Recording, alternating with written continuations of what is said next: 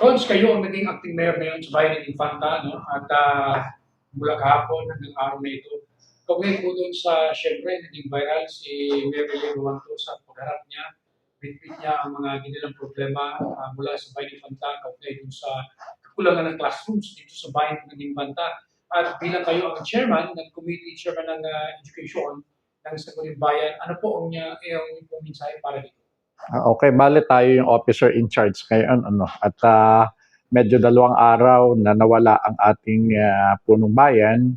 Una, para umattend nga ng hearing sa Senado para iapila yung mabilis na implementasyon or execution noong pondo na inilaan sa atin na nakakahalaga, kung hindi ako nagkakamali, more or less 67 million.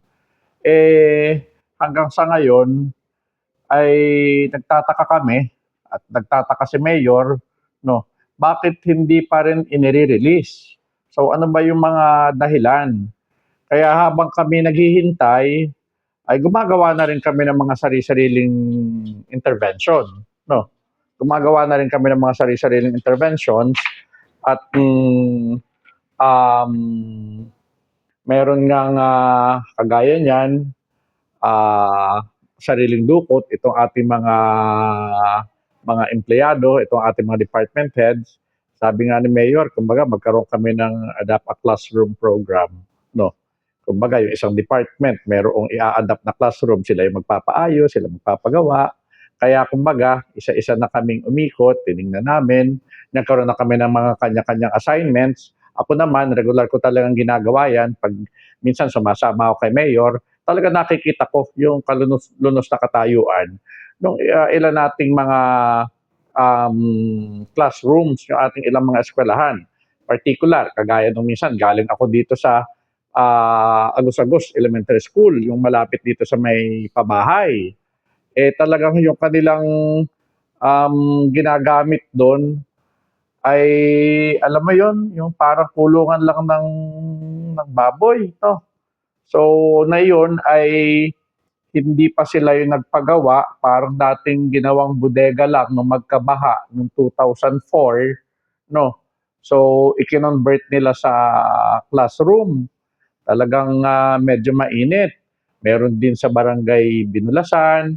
Kaya nga, ang Sangguniang Bayan, kami, inireport namin kay Mayor na nagkaroon din kami ng separate na pagkilos at kahit yung mga maliliit na bagay lang, kagaya ng pintura, bubong, nitong bago magsimula o nung magkaroon ng brigada eskwela, talagang madami tayong nabigyan sa tulong ng ilang mga tumutulong sa atin, na ilang mga kumpanya na mayroong CSR, no, yung corporate social responsibility na talagang tumutulong.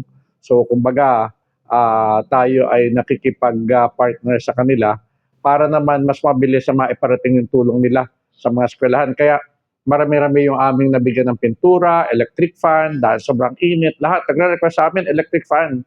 Oh, dahil sobrang init, kulang yung classroom. Isang classroom, kinakailangan mong pagdalawahin para lang magkasya.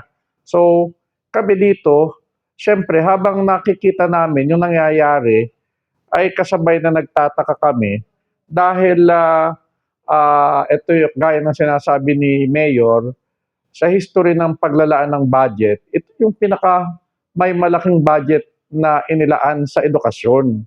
Pero bakit hanggang ngayon ay hindi pa nararamdaman dito sa bayan ng Infanta? Hindi ko lang masyadong alam kung sa ibang bayan ay naibaba na yung pondo at sila ay nakapagsimula na.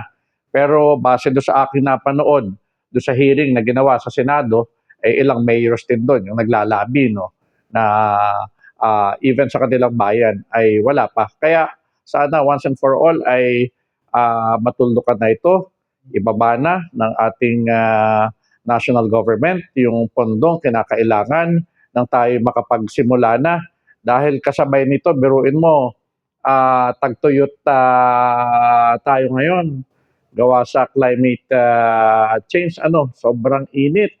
At sabi nga ni Mayor, tatagal pa yan hanggang Disyembre at pwedeng lumagpas pa. Napasabay pa sa kulang ang classroom, kulang ang mga ventilation. So, nahihirapan yung ating mga bata, nahihirapan yung mga mag-aaral.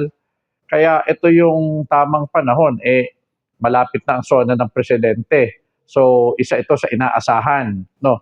Na kahit papano, kung ito'y maibababa at ma-execute na, ay magbibigay ng ginhawa at pag-asa hindi lang sa ating mga magulang, hindi lang sa mga guro, no, kundi sa mga estudyanteng umaasa sa tulong ng pamahalaan para sila makapag-aral. Dahil yun nga yung sinabi ko, lagi ko sinasabi, doon sa mga binibigyan namin ng educational assistance, no, pag ako'y nagtotok sa kanila, sa bawat hakbang nyo patungo sa eskwela, palapit sa pintuan ng eskwela sa araw-araw, ay lumalapit din yung pintuan ng oportunidad, lumalapit din yung pintuan ng pag-asa, at lumalapit din yung pangarap nila na matupad.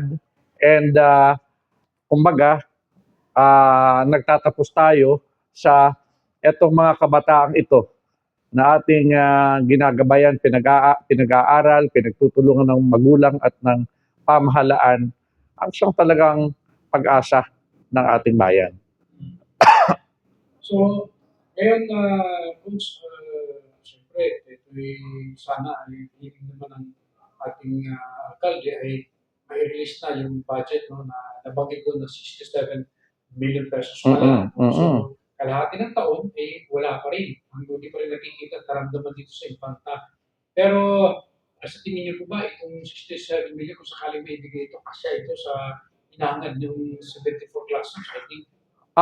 Medyo kulang pa rin talaga ito kasi kung 74 classrooms at 67 million, less than a million ang pwede maging budget sa isang classroom. May anong klaseng classroom ang ating maipatayo dito. So kaya nga lang, at least kahit kalahati man lang nito, no, or kahit 40% man lamang nung kakulangan ay ating maitayo, ay malaking ginhawa to sa ating mga estudyante at talagang sa ating mga mag-aaral.